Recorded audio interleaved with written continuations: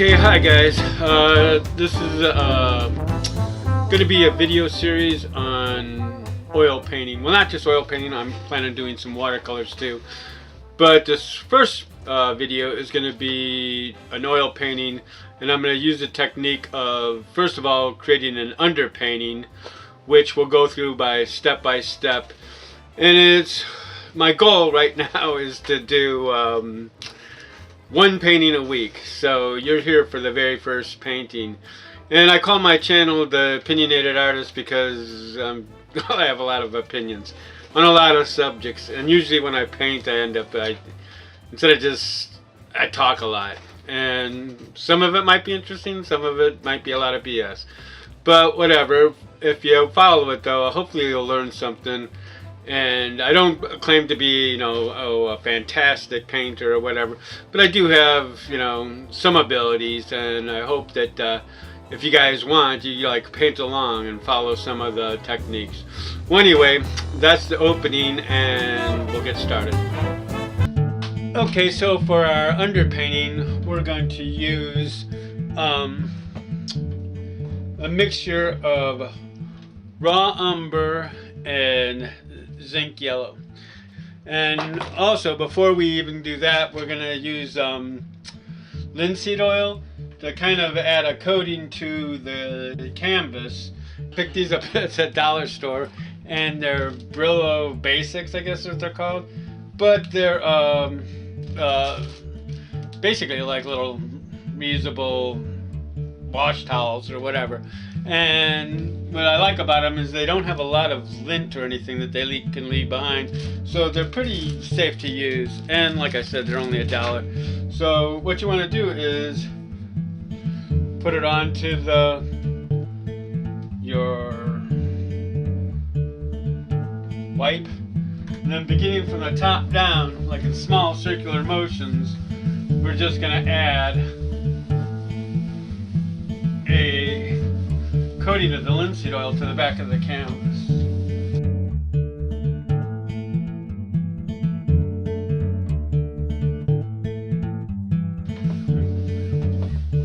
And that looks pretty good. And what you can do is you can glance off to the edge, and you can kind of get an idea of how well and how even the coverage is.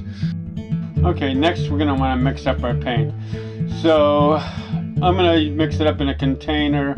I'm going to be painting a canvas that is approximately 16 by 20 inches, so I'm going to need a fairly decent amount of paint.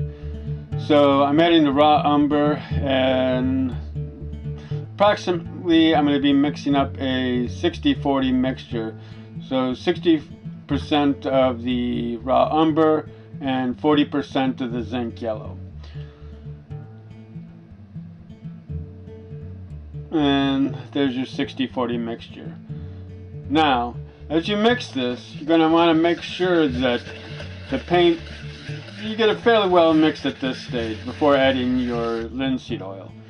Now the linseed oil, you're going to add, it's kind of hard to say the quantity, about a half a teaspoon. I'm not really good at measurements, but that's my guesstimation. But you get a kind of a clear look there, I hope. And you're going to mix that really well.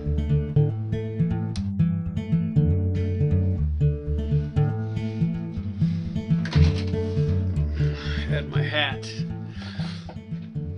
That way you won't have to stare up I won't blind you with my bald spot. Well, anyway, here we go. And we're just going to start. And basically, the only thing we're trying to do is have a fairly decent consistency with the amount of paint. Not any big, where the paint's really thick and then where it's really thin. Just trying to keep it like in general, the same amount of paint as we go.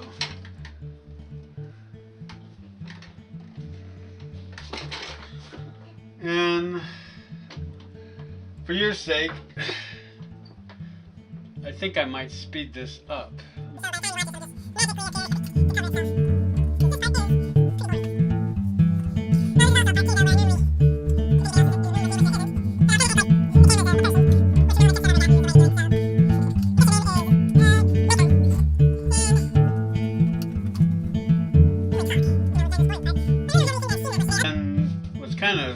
interesting to me is the North Dakota pipeline.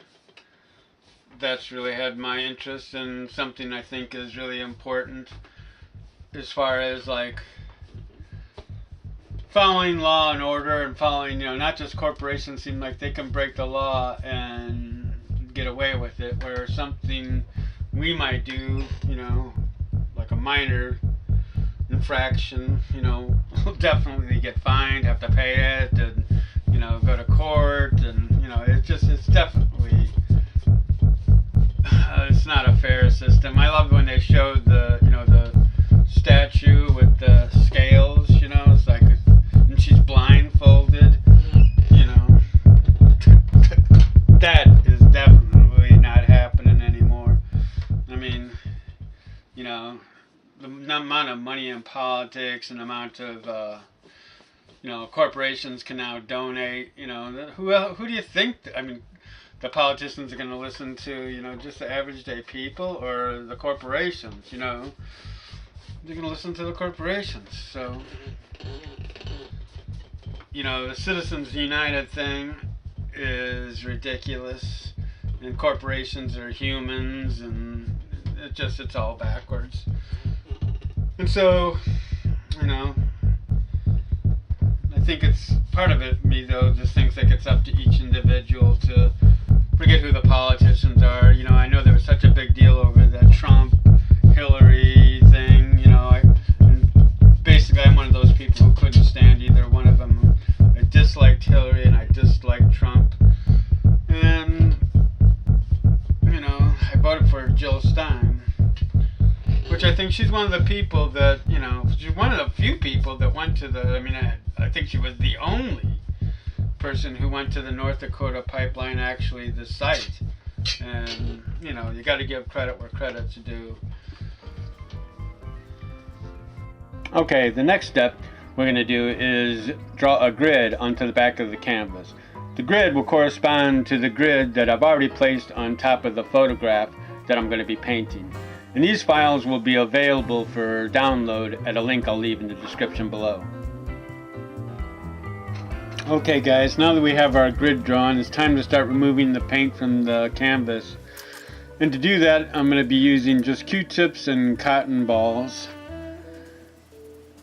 I'm basically just going through and removing the paint, blocking out the large areas of the reflections. This photograph was taken right after rain. It was in the summer, so I'm just basically trying to, kind of think back to actually, how I felt and everything. So I'm a believer that some of that can transfer through to the canvas. It was really rather like a really quiet night and kind of I don't want to use the word spooky, but, there wasn't a lot of people out on the street, and it was just, a different atmosphere. And I try to think back on that atmosphere and hopefully capture a little bit of it.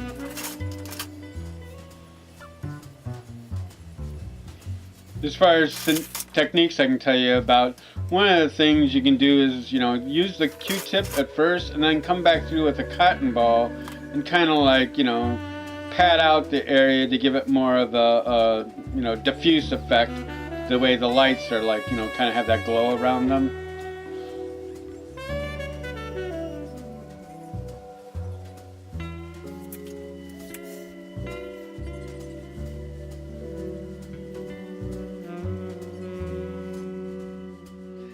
Alright, well at this point, you can see that what the process is like, and basically it's almost like I would compare it to,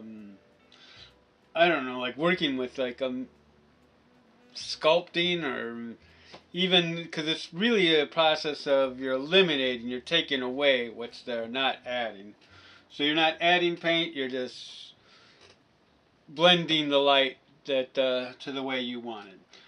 So as you can see, it can be really quite messy, and it is good to wash up and also take a break and make sure you have decent ventilation, because I really dislike the paint thinner, breathing that. But As far as like oils are, I don't know, you get such a great effect when you work with them. I mean, they're way more difficult to me. Anyway, you get a lot of people to debate this, but they're more difficult than acrylics. They both have their benefits. I've worked with acrylics. I've painted on acrylics, and in fact, I love acrylics. For a lot of things like you can do with them, but oils, it's way more involved. Put it that way. Plus, I think what the end result is way more controllable as far as what you wanted. It's just a matter of a lot of hard work. So. You're kind of getting the idea, and it's going to take a while. So hopefully you're working on yours and you're really happy with how it's coming so far.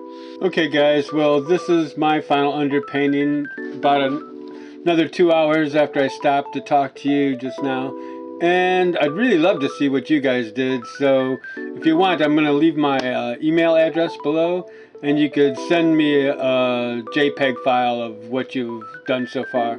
Well, anyway, I'd love to see you next time. Subscribe, and we're going to work on the final painting, adding colors with glazes on my next video. So anyway, thanks a lot, and I'll see you next time.